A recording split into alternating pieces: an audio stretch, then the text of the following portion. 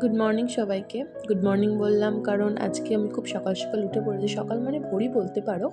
উঠে পড়েছি কারণ আজকে রথযাত্রা, আর এই রথযাত্রাতে আমার মা একটা ছোট্ট করে আমাদের বাড়িতে পুজো রেখেছে। তো রথ মানেই আমাদের মনে একটা বেশ দারুণ এক্সাইটমেন্ট কাজ করে।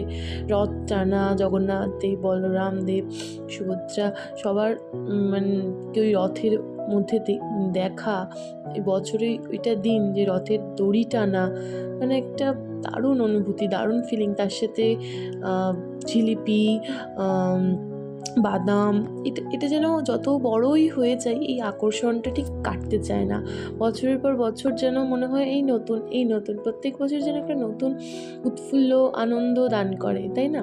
দেখো, এখানে তোমার সাথে কথা বলতে বলতে আমার স্নানও হয়ে গেছে। তোমাদের সাথে সব পুজোর সব কিছু শেয়ার করবো আস্তে আস্তে। তো দেখো, এখানে আমি সমস্ত জোগাড় করেছি। জোগাড়টা আমি আর আমার বোন দুজনে মিলে করেছি। তো দেখো কেমন হয়েছে। প্রথমবার করলাম, একটু ভয় লাগছিল যে পারবো কি পারবো না, বাট না পারলে মানে না করতে পারলে শিখবই বা কী করে, শিখতে তো হবেই। শেখাটা খুব দরকার। এই জোগাড় করা মেয়েদের একটা ভীষণ ভালো লাগার দিক, যে পুজো হবে জোগাড় করবো, খুব ভালো লাগে। আস্তে আস্তে পুজো শুরু হয়ে গেছে। তো দেখো, স্যার পুজো শুরু করে দিয়েছেন। স্যার বললাম মানে আমার যে স্যার, উনি পুজো করছেন। তো আস্তে আস্তে তোমার সাথে সবটা শেয়ার করবো। দেখো আমার এখন বিধ্বস্ত অবস্থা। সেজেছিলাম সুন্দর করে, আর ঘামে আর কিছু নেই, ঘেমে গিয়ে ক্লান্ত হয়ে গেছি, মুখ চোখ একদম বসে গেছে। যাই হোক, পুজো বলে কথা, একটু তো আনন্দ হবেই। বিরাট একটা আনন্দের ব্যাপার, তাই না? আমরা পুজোর সাথে সাথে একটু হোমও রেখেছিলাম। হোম হবে, পুজো হবে, সত্যনারায়ণ হবে, আরতি হবে। খুব খুব ভালো লাগে, একটা মনে দারুণ একটা এক্সাইটমেন্ট লাগে। পুজো মানেই বাঙালিদের বিরাট একটা ব্যাপার। আর বাড়িতে পুজো হলে অবভিয়াসলি একটু কাজও থাকে, দায়িত্বও থাকে। দেখো, আমরা এখানে সবাই মিলে চা খেতে আরম্ভ করে দিয়েছি।